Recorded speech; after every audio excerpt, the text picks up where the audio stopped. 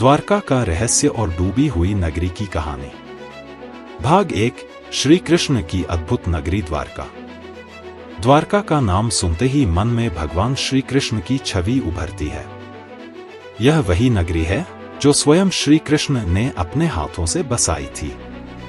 महाभारत के अनुसार मथुरा में बार बार कंस के अनुयायी और जरासंध के हमले हो रहे थे।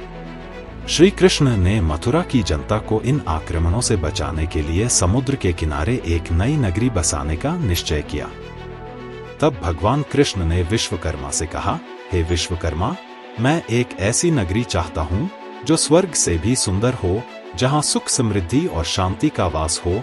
विश्वकर्मा ने श्री कृष्ण के आदेश का पालन किया और समुद्र के देवता वरुण से प्रार्थना की। वरुण ने समुद्र का एक बड़ा भाग श्री कृष्ण को सौंप दिया।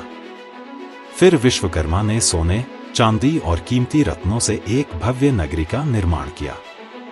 चारों ओर ऊंचे ऊंचे महल, बगीचे, सरोवर और सुंदर मंदिर बनाए गए।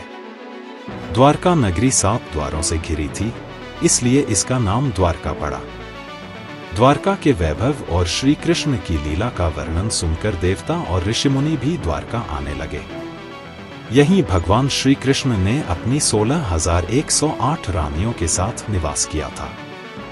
द्वारका नगरी स्वर्ग का ही एक रूप मानी जाती थी।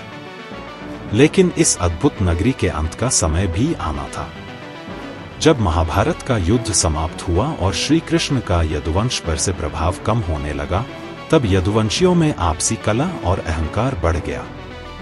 एक दिन प्रभास क्षेत्र में यदुवंशियों के बीच भयंकर लड़ाई छिड़ गई। इस लड़ाई में श्री कृष्ण के पुत्र प्रद्युम्न सहित कई यदुवंशी मारे गए। श्री कृष्ण ने यह देखकर समझ लिया कि अब द्वारका के अंत का समय निकट है।